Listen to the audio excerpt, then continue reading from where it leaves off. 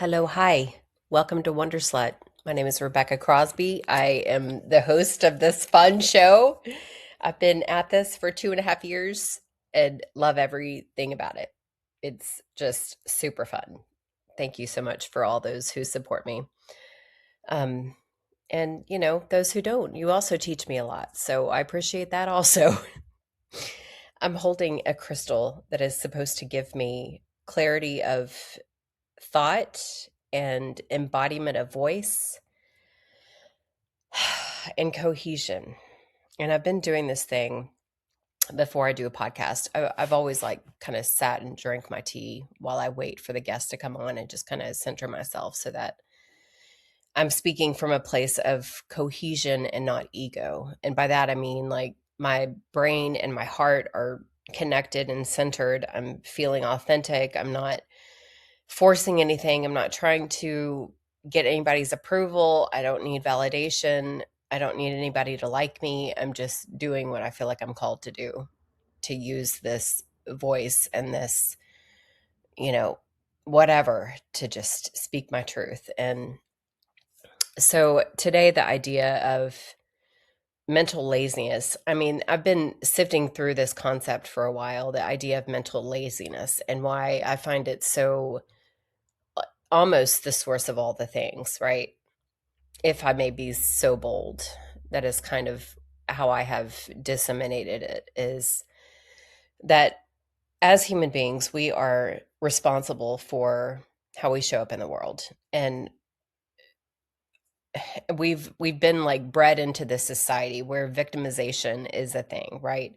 We believe that we are the victims of systems and families and bad relationships and poverty and lack of education, lack of opportunities, just lack in general, lack, scarcity, fear. We have like made ourselves slaves to these ideas. And it's not by necessarily any fault of our own. We've been given this fucked up template since the beginning of time almost. I don't know when that narrative kind of took over the way that we think in the world, but it's definitely perpetuating through everything. This fear, scarcity, limited beliefs. Um, there's not enough. We're always like in this state of lack, right? And now that the information is out, they are no longer able to contain it because of the beautiful internet. Um, all the things are made available at our fingertips. There's no longer gatekeepers to information. You don't have to go to school to gain knowledge. You don't have to study under an expert. I mean, not that all of these things are bad. Of course, they're beneficial if you allow them to be beneficial, but they're not the thing, right? Knowledge is out there. It's already out there. We have access to it 24 hours a day on repeat.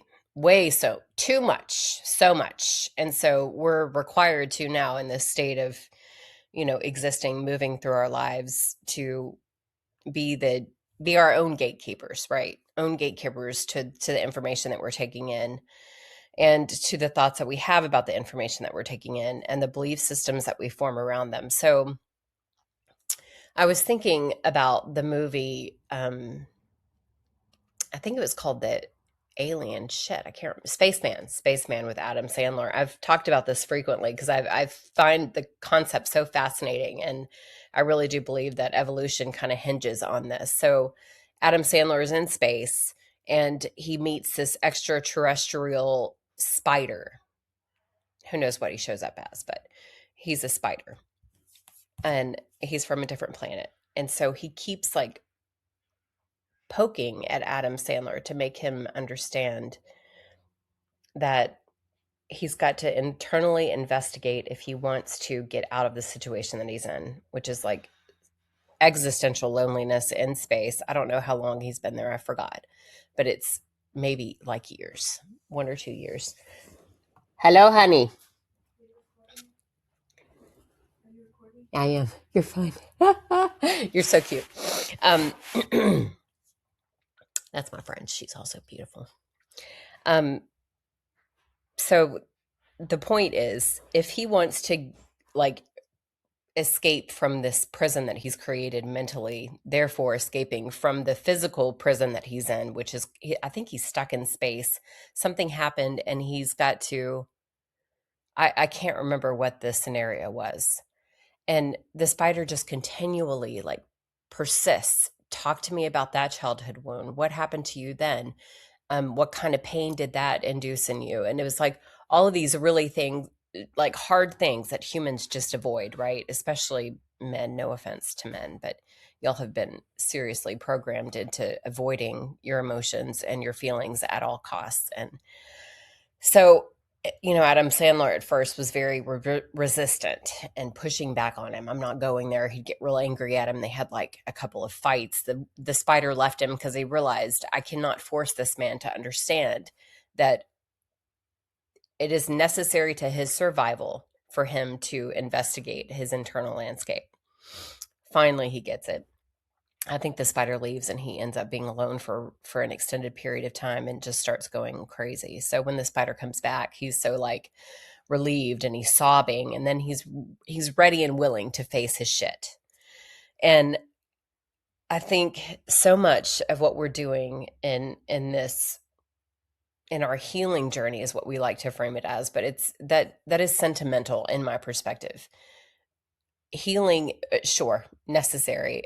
I get it. But from a biological perspective, you are not only healing your emotional wounds, which, are considered feminine or soft or whatever language you want to use to describe that concept. You're healing the physical structure of your body, and therefore changing how you show up in the world, therefore changing how you affect people around you, therefore changing your little system. It's not little. Everything that we do has universal effects. There's nothing that happens that doesn't affect the universe in some way, shape, or form. So if you were given this, if you could actually understand that you're creating your life based on your thoughts and your beliefs and your feelings, then, which is what the law of attraction is, that's what manifestation is, then you are tasked to investigate so that you can actually show up as a productive part of society, as a thriving part of the whole system. You're encouraging other people towards evolution by just living in it yourself. So mental laziness is irresponsible. And I find people that are, I'm just going to say ignorant, because I understand that all of these things take this is like a multi-layered thing that is taking place. Your nervous system is a gatekeeper for all the things, right? It tells you when it feels afraid. It tells you when to stay away from concepts that feel very threatening to you. So it is kind of like this structure that keeps you from growth if you allow it to.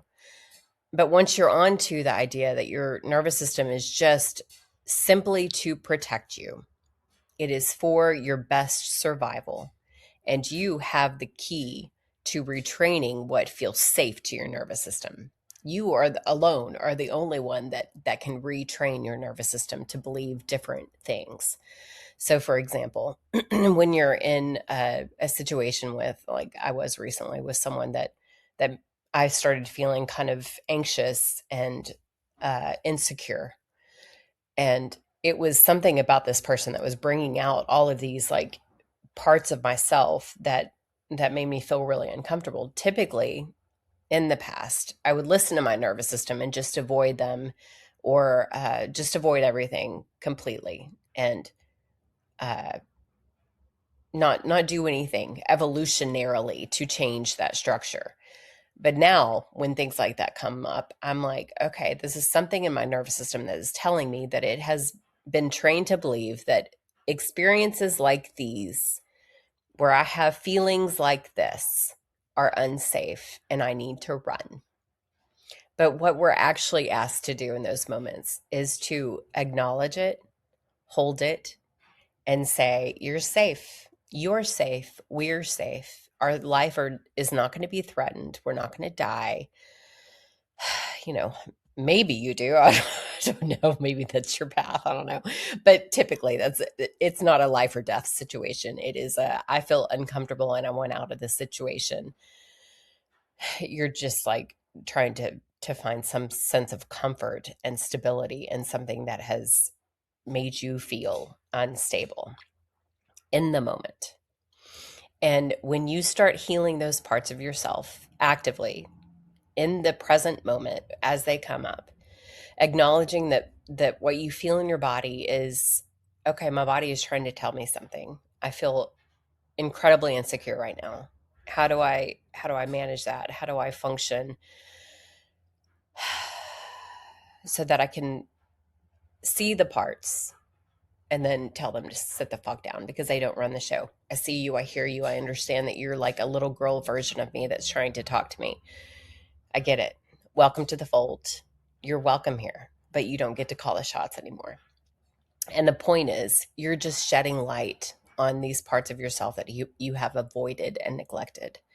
And then you're able to move through situations much more calmer, much more stable, coherent. You're not abandoning yourself. You're not having to adjust your feelings about yourself according to how other people are showing up or how you're feeling inside. You just become kind of unfuckwithable, right? You're like, I know who the fuck I am and I can manage myself. I got my own nervous system. I have my own way of showing up at the world. And you do you, boo, but I got me.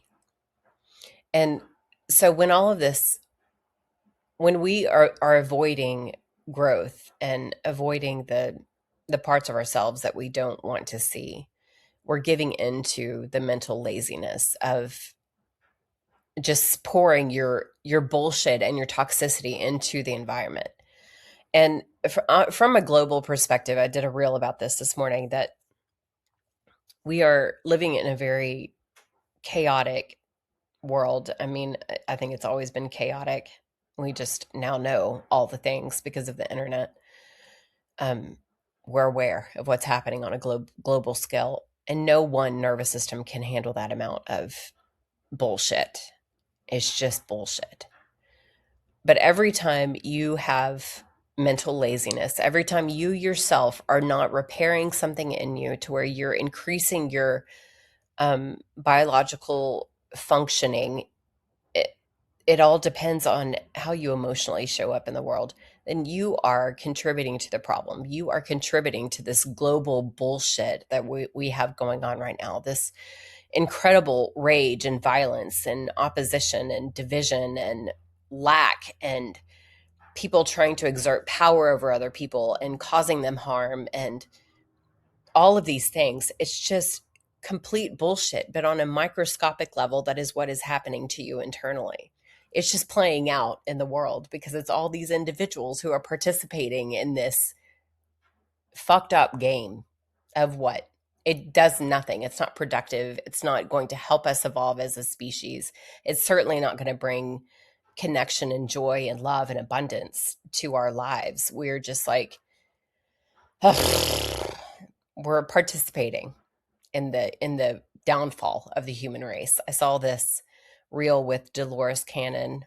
I love that woman. And she said, Earth is quarantined. There are other civilizations in the galaxy, but they do not fuck with Earth because we are so fucked off. We're so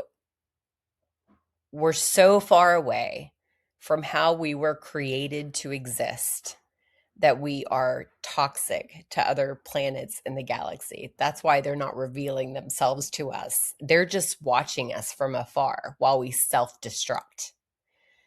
And we're doing it on an individual level. And I think what is so interesting is that we've made it everybody else's problem. We've made our lives and our world, the United States, whatever is happening, everybody else's problem. Well, we're like this because of that group of people, or these people, or they don't know how to act right, or they're immoral, or they don't belong here, or whatever it is. We're like outsourcing everything about our lives to some other institution or people group or whatever. And we're creating the very thing that we say we don't want by pointing fingers at everybody else and everything else instead of owning our own power. We're it. This is it. This is the life you've been given. This is the responsibility that you have as a human being. I mean, take it or leave it. The challenge is on the table for you to have, but most people don't want that. They would just rather stay victims in their lives because it's just easier. It's very hard to investigate yourself. It's very hard to point the finger at yourself and look at yourself in the mirror and be like, I created this nonsense. We're all connected. Everything that you do on an individual level affects everybody around you. So if you're telling yourself the fucked up template that we've been given of scarcity, you're not enough, you're not worthy, you're not whole, you need something to be a decent human being, or to be worthy of even existing in the world, or to be worthy of money or food or shelter or clothing or joy or a worry-free life. We've like made all of these. I love you so much. You're the best.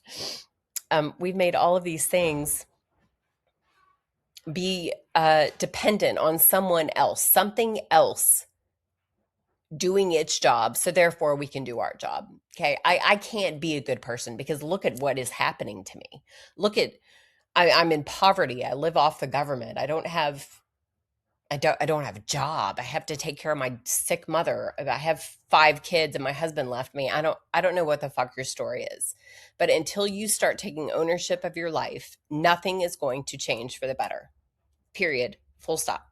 Nothing's going to change in the world for the better unless you yourself start contributing to evolution and own your life, own your choices, own your decision. How you feel in your body affects more change than anything you say, and anything you do, anything that you've earned by hard work and labor. And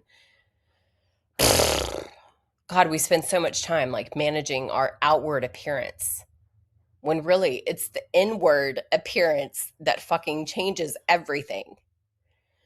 And it infuriates me. And this is maybe my own shit to deal with. Obviously, everything is a mirror. It's all just a projection of what you feel about yourself. So sure, I'm angry at myself. In fact, I'm writing a book about this anger. I'm responsible. I'm responsible every time I yell at my kids, every time I compare myself to someone else, every time I worry, every time I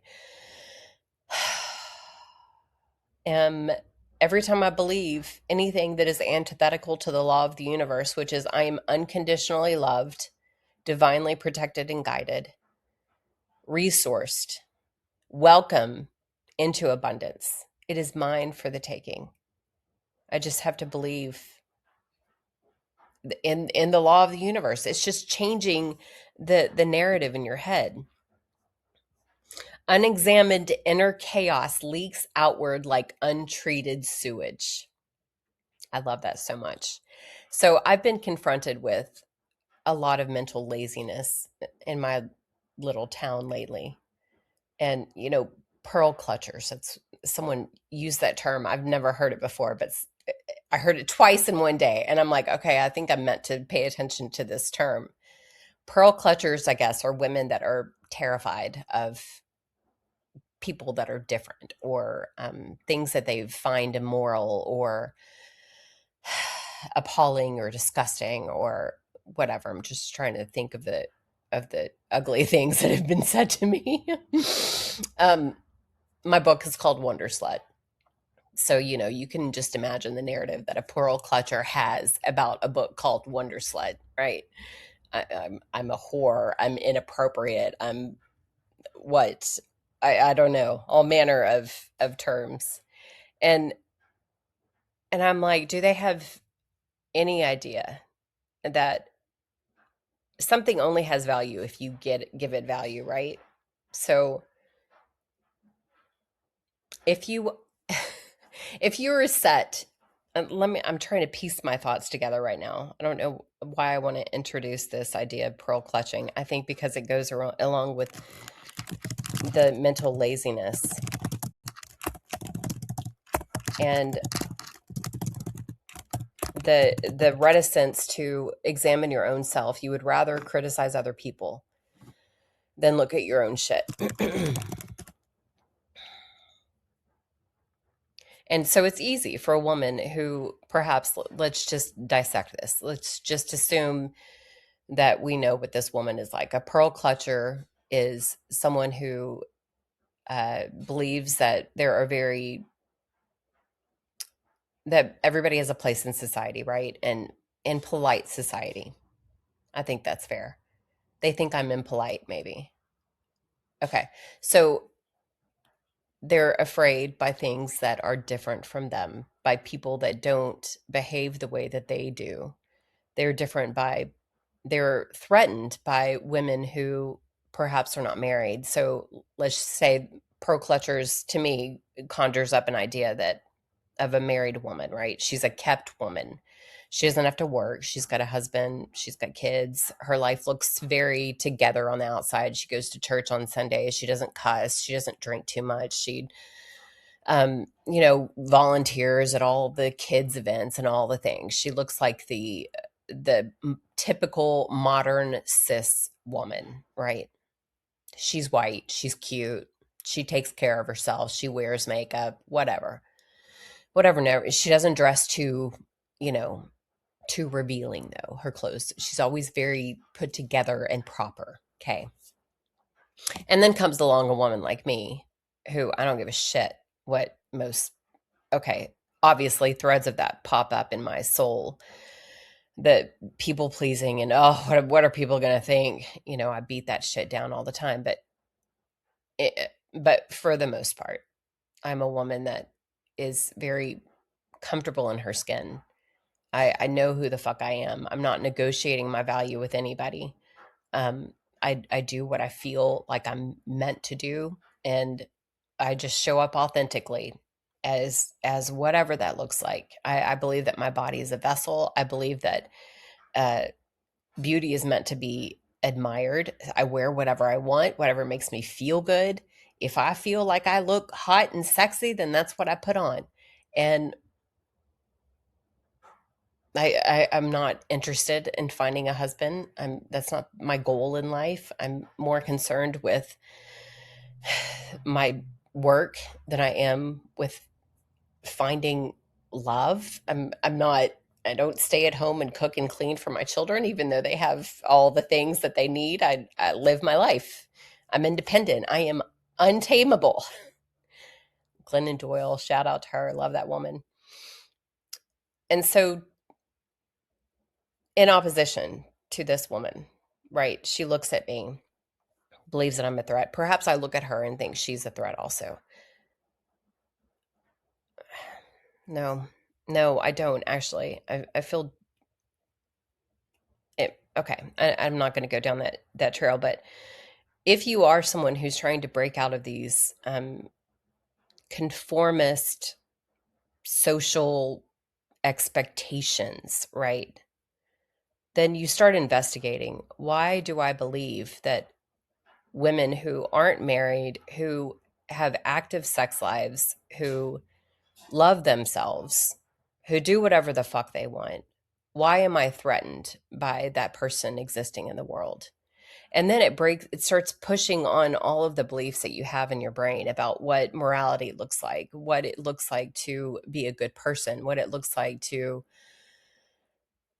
um to be true to yourself. I think maybe that is a crux of what I'm talking about, is if you are a pearl clutcher, then you are very threatened by how people live. And if you truly love yourself and are truly authentic and sovereign and honest with yourself in all the ways, then you're not going to be bothered by anybody's behavior. You're not going to be bothered by a book called Wonder Slut, or by the fact that I'm wearing short shorts and a tank top, and I'm a 50-year-old woman. I'm not 50 yet, but you're unbothered by that because you're busy living your own life with your own internal shit going on. You're just busy.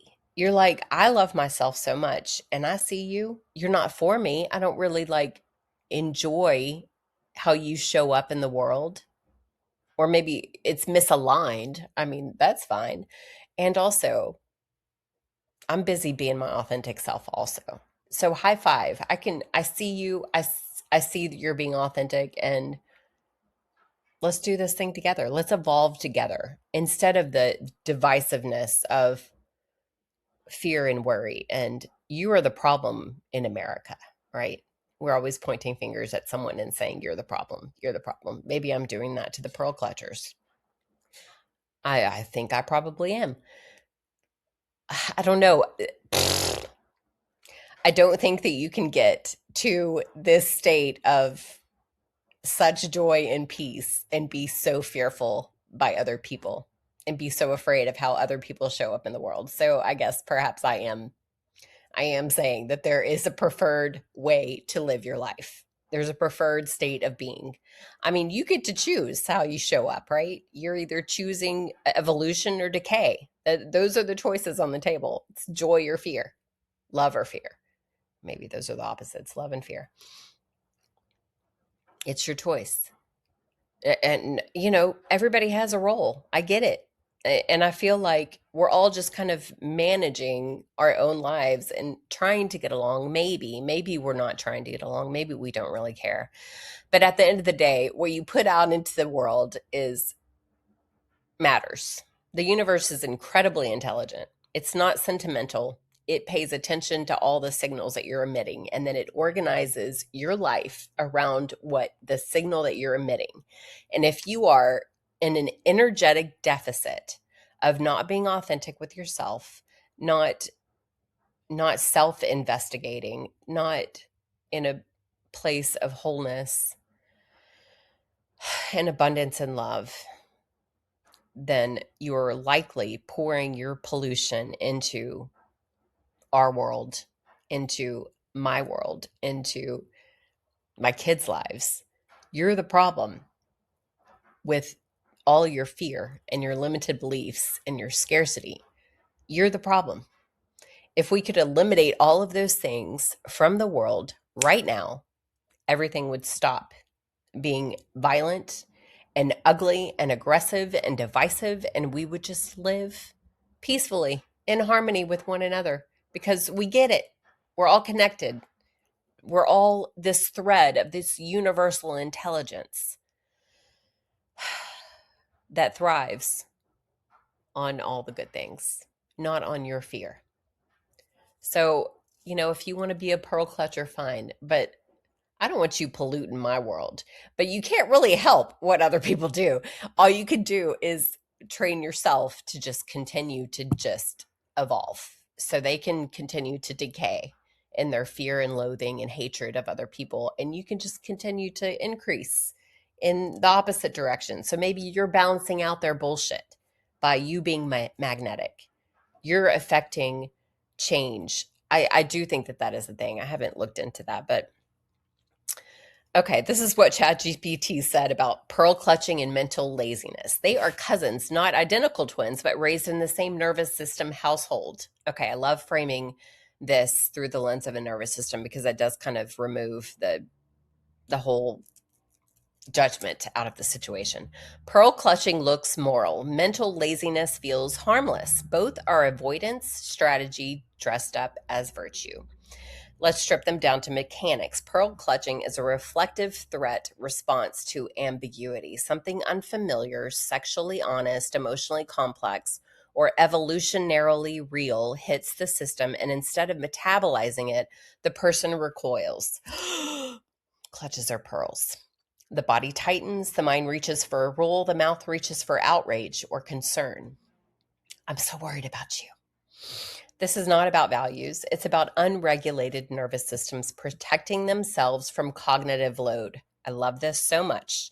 Biologically, the human brain is expensive. Thinking deeply costs glucose, oxygen, and time. Evolution built us to conserve energy whenever possible. So when complexity appears, the lazy path is not curiosity, it's categorization. So when complexity appears, the lazy path is not curiosity. It is categorization. Good, bad, pure, dirty, appropriate, inappropriate, us versus them, duality. Pearl clutching is what happens when someone chooses categorization over contemplation. I love this. So here's the uncomfortable part. Pearl clutchers often believe they are protecting society, children, morality, or decency. What they are actually protecting is their own examined interior landscape. Oh my God. Because to truly engage with complexity, sex, grief, power, female desire, ambiguity, evolution, you have to tolerate internal discomfort. You have to let your worldview stretch. That requires effort, which brings us to mental laziness. Let me make sure this is still recording. Okay, good. We're good. I love this so much. Mental laziness is not lack of intelligence. Some of the laziest thinkers are highly educated. Mental laziness is the refusal to examine first principles once they've been inherited. It sounds like, I just don't think that's appropriate.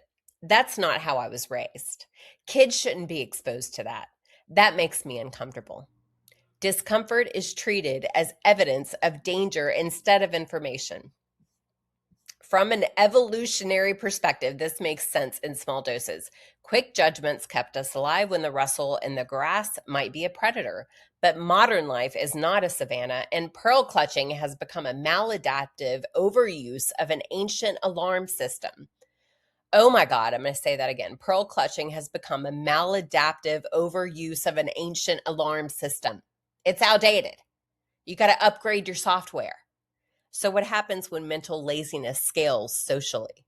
People outsource their thinking to religion, to ideology, to social norms, to outrage cycles, to community standards. They stop asking, why does this disturb me? And start saying, this shouldn't exist. That's the pivot from self regulation to control. Here's the key link between the two. Pearl clutching is mental laziness weaponized. Instead of doing the internal work of examining their triggers, interrogating inherited beliefs, metabolizing shadow material, they externalize regulation. They remove the book, which is what happened to me. They silence the voice. They shame the woman. They protect the children who were not harmed, and they restore order for their own sensitivity. This is entropy management via suppression. It always fails because unexamined material doesn't disappear. It just goes underground where it grows teeth. You think that you're saving yourself by being this like pearl clutching, protective, decent woman. But in fact, all of your rage just goes underground. Makes you sick. It starts decaying your soul.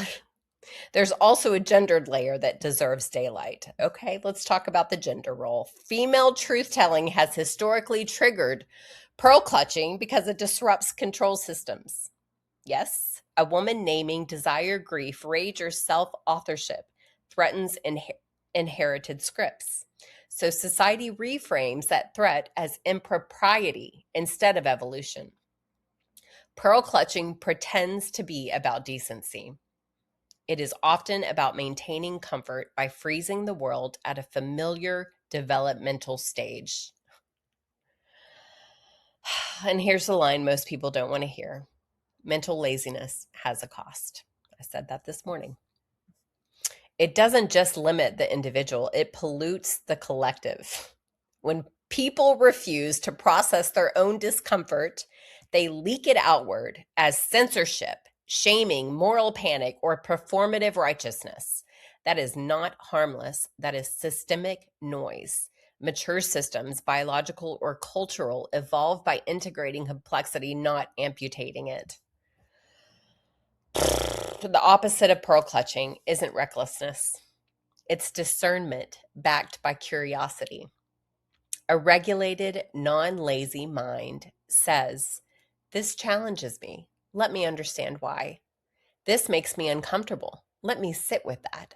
This doesn't belong everywhere, but I don't need to erase it. That's adult cognition. Pearl clutching is not about protecting the world from corruption. It is about protecting the self from growth. And evolution does not negotiate with that instinct. Thank you, ChatGPT. People like criticize me for using ChatGPT, and I'm like, well, you can fuck off, because guess what? At my fingertips is all the knowledge of the universe. So I'm coming to the table with a lot more than you do. But you do you, boo. You can sit in your fear. I feel fine about it. It's your choice. Okay. You may be polluting my magnetosphere with your nasty, fearful garbage, but it's fine. I'll just rise higher. So we can balance each other out. I love you. No hatred, no division. I don't feel like I'm better than you. It just you have all the power at your fingertips to create the life that you want. This is your business. It's your life. I'm just pointing out some curious things that I see in the world, and maybe challenging you to just do better. You just do better. Let's all do better. I need to do better too. I'm obviously not the gift to the world. I'm just spouting my nonsense, hoping that it lands with someone, because this changed my life. This understanding of I am responsible for my own life. What am I going to do with it? Changed my life. Everything about my life is different because I had changed the narrative.